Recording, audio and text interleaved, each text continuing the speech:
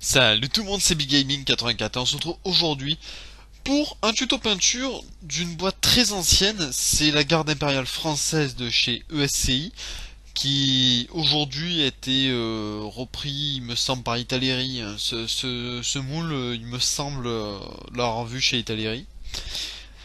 Bon, honnêtement, ESCI faisait très très bonne figue et la plupart des moules ont été repris, tout comme les maquettes Matchbox qui ont été grandement repris. Les plus anciens d'entre vous le savent ça, sans vous traiter de vieux bien sûr, hein, je parle juste de vos connaissances. Mais voilà. En tout cas sur cette figurine, enfin sur ces figurines là, le travail est très agréable, la gravure est très très bonne.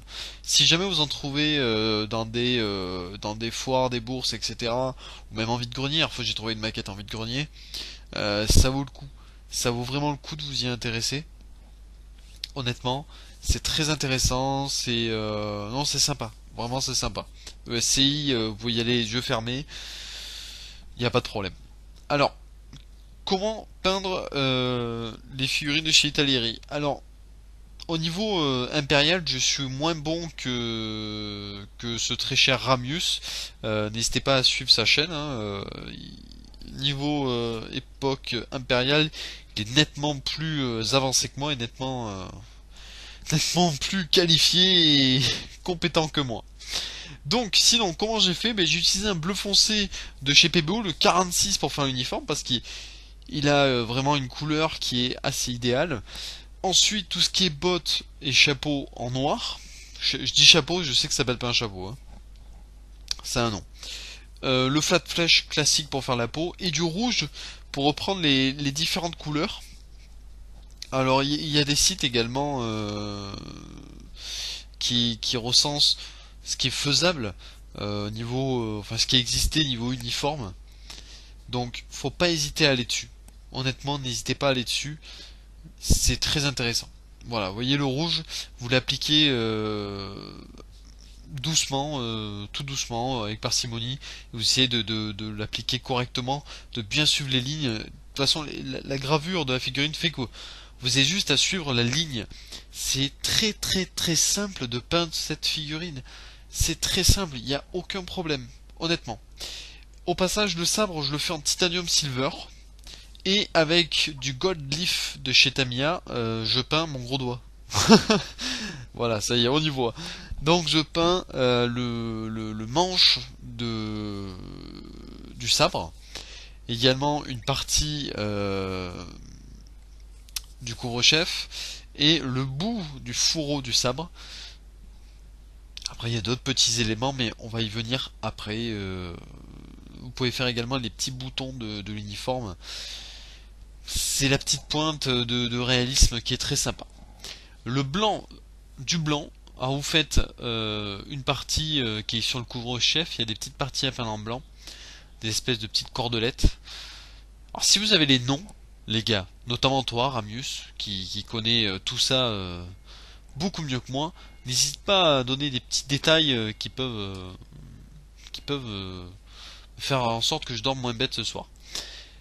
Donc, ensuite du gold leaf, on reprend le gold leaf et on refait quelques petites retouches, notamment sur le côté des bottes et à l'arrière de l'uniforme. Il y a des petites parties à peindre en doré. C'est surtout sur l'uniforme des officiers. Ils étaient un petit peu plus élaborés. Alors ça fait longtemps que j'ai pas fait de partie époque impériale, donc j'espère pouvoir en refaire. Également, vous faites les yeux, hein. Les yeux, j'ai pas détaillé, je vous ai pas refait le truc dessus, mais vous pouvez faire les yeux, la moustache en brun, etc. On va pas vous dire de bêtises, je crois qu'il y a une partie de la vidéo qui a sauté. Malheureusement, donc voilà, on voit pas le moment où on peint les cheveux, la moustache, etc. Mais c'est des parties quand même qui sont assez classiques. Y a pas besoin que je vous montre plus de détails que ça. Et ensuite un petit lavis noir qui va bien. Alors le petit lavis noir, l'appliquez pas trop sur les parties blanches, ça rend pas très bien. Ou alors il en faut un qui s'évacue un peu mieux que celui-là. Donc voilà le résultat. Alors là vous voyez en gros, et là vous voyez les photos que j'ai prises après.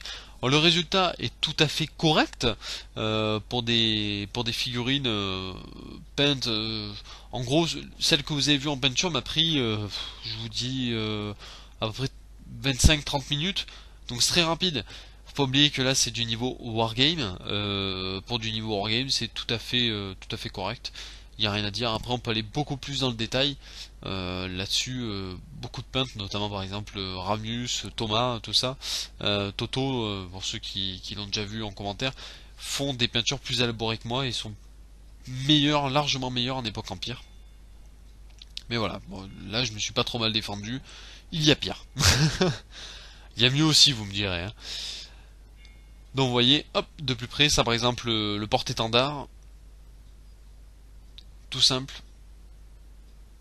Donc voilà, il faut pas. Il n'y a pas besoin de travailler beaucoup. Hein, vous voyez, j'ai appliqué des méthodes toutes simples. Et le résultat est là, hein, c'est très très sympa, très simple pour des figurines ou un 72e, c'est tout à fait honorable. En tout cas, j'espère que ça vous a plu. Si c'est le cas, n'hésitez pas à laisser un j'aime, un commentaire et à vous abonner, ça fait toujours plaisir. Et je vous dis à plus tout le monde.